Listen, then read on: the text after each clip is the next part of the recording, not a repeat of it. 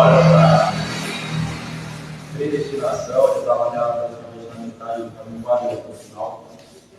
E Deus me fez pensar em questões que a gente tem que entender primeiro: a predestinação ou a misericórdia.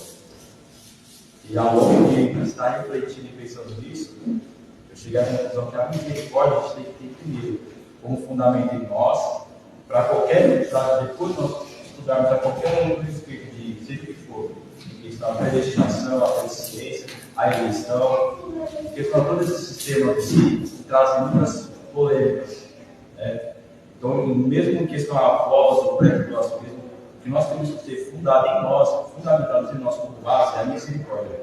E com base nisso, Deus trouxe esse tema nessa manhã, para a gente estar destrinchando ele com a ajuda de todos os irmãos.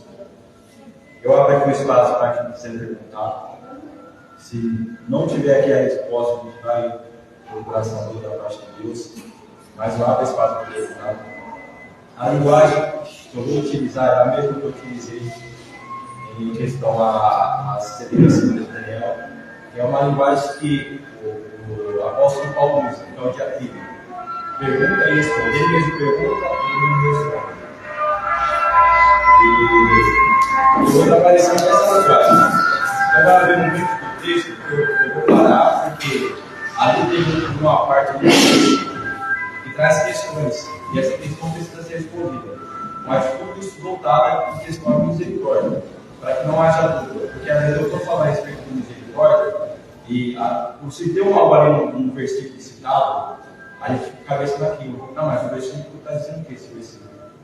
Entendeu? Então, com base nisso, nessa linguagem que Paulo muito usou, de atributo, eu vou estar utilizando ela hoje. E abre espaço para questionamento, para pergunta. Se eu não souber responder agora, abre espaço para quem souber responder. E se não houver resposta agora, a gente vai orar, pedindo a direção, e Deus vai trazer clareza a cada um de nós. Misericórdia, o significado de misericórdia no grego. A palavra é a pronúncia sim, para mim não é de grande valor é a questão, mas o significado da palavra. Se for escrever no português é E-L-E-O-S. O significado da palavra em grego misericórdia. O significado é bondade, compaixão, perdão, amor e atos de solidariedade. Ou seja, a misericórdia em si, ela é uma ação do amor. A bondade, a misericórdia ela envolve bondade, ela envolve o texto também o perdão, a compaixão. Então, amplo que é o campo da misericórdia. Então, todos os cristãos, nós temos que ter isso como base nossa. Que temos a misericórdia como algo de nós vivemos em todos os momentos da nossa vida. A misericórdia está presente em todos os momentos da nossa vida.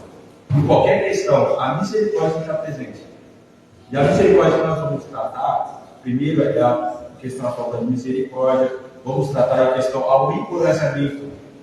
Deus nos encorajando a exercer misericórdia. E de que maneira? Com Ele nos ensina a misericórdia.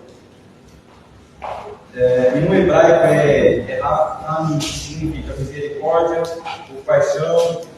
Essa palavra pode ser traduzida também no Antigo Testamento como entranhas. Vai ter algumas citações assim, questão de entranhas ou útero. Isso está ligado a essa palavra também, Rami. E aí questão a misericórdia. Rami, a palavra que é a raiz é rei, que significa outra misericórdia. Se nasce de uma palavra, dessa palavra se distribui para um campo maior. E assim está em questão a misericórdia, a bondade, em questão ao amor, a compaixão e o perdão. Vamos tratar primeiro em questão a falta de misericórdia. O que é falta de misericórdia? Alguém abre a Bíblia para mim, Mateus capítulo 18, verso 28 ao 35. O que é falta de misericórdia? O que vem à nossa cabeça quando a gente para analisar isso? O que é falta de misericórdia? Mateus capítulo 18, verso 28 ao 35.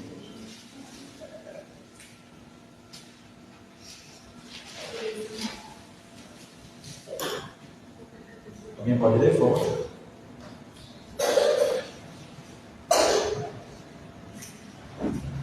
Só Saindo, porém, aquele servo, entrou um dos seus conservos que ele devia sem dinheiro, e lançando mão dele, sufocavam, dizendo: paga-me o que me deve.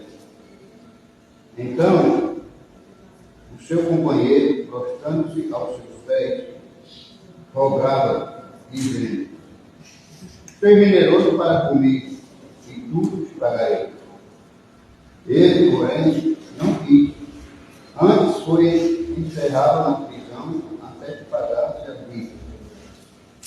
Vendo, pois, os seus conservos o que acontecia, contristaram-se muito e foram declarar ao seu senhor tudo o que se passava.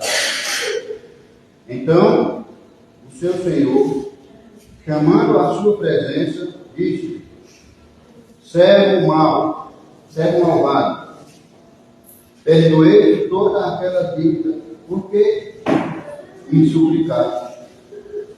Não deverias tu, igualmente, ter compaixão do teu companheiro, como eu também tive misericórdia de ti?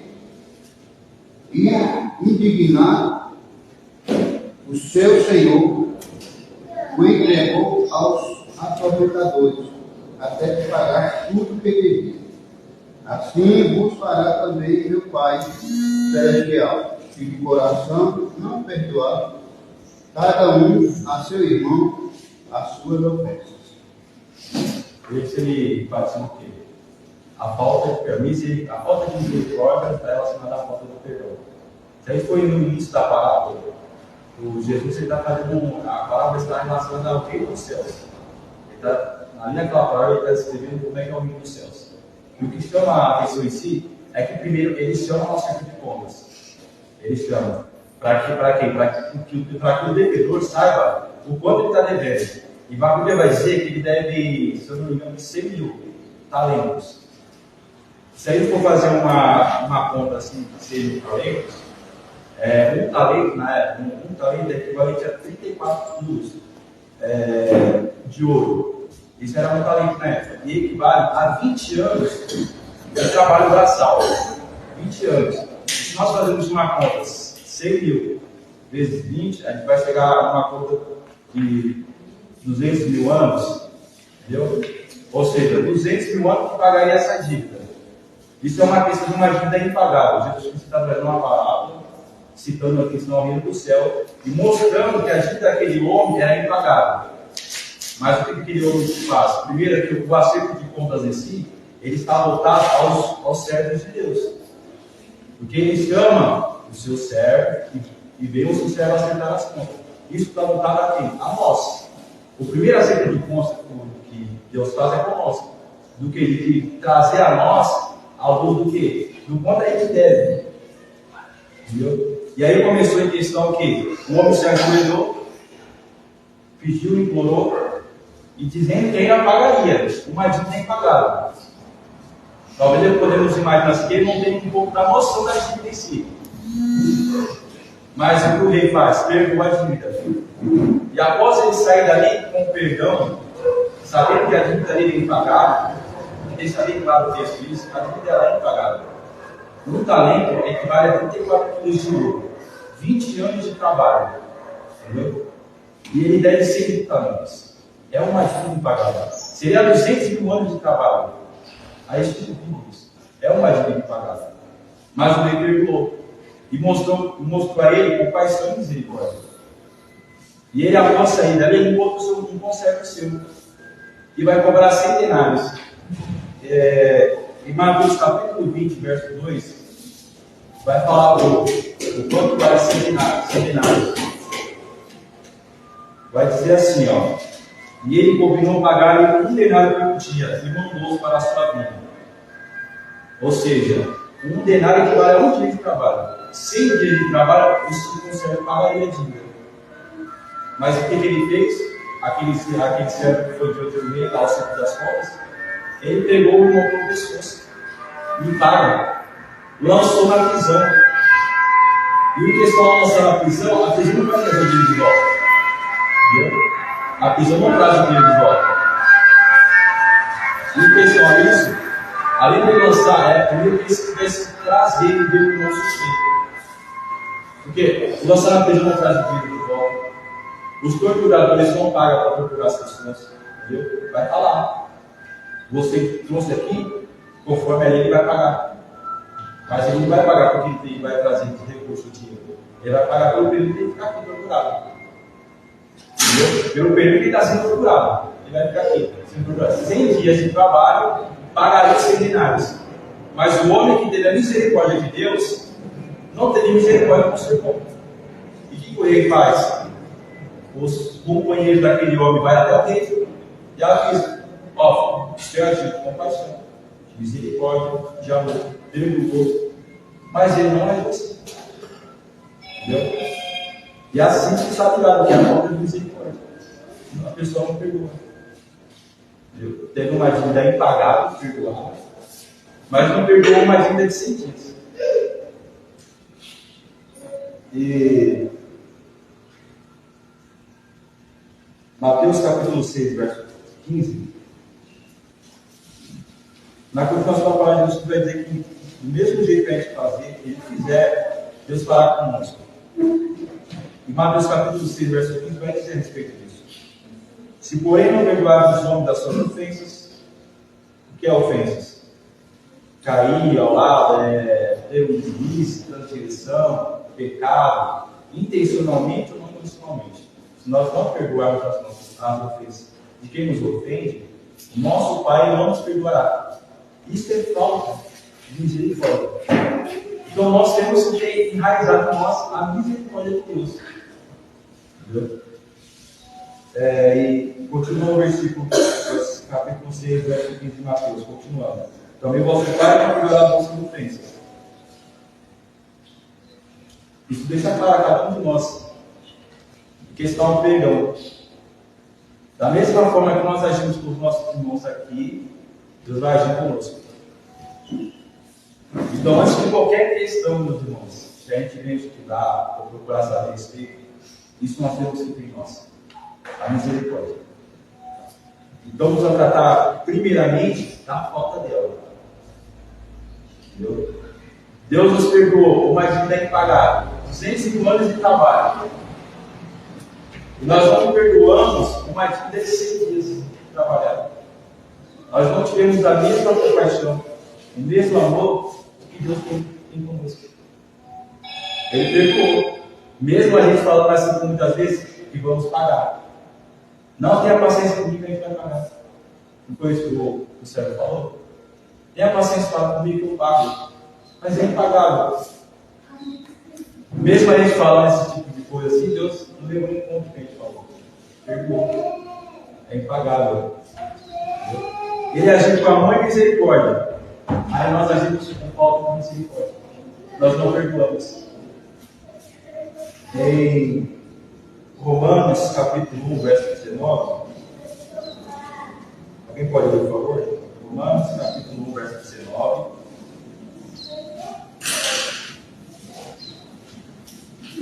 Depois do verso 21 e 22. E depois do verso 31.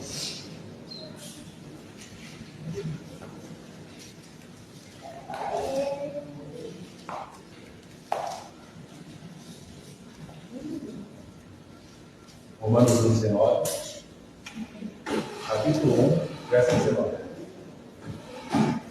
Porquanto o que Deus pode ser, nele se manifesta, porque Deus lhe manifestou. Agora lê o verso 21 e 22. Porquanto ele conhecido a Deus, não glorificava como Deus, e lhe deu graça.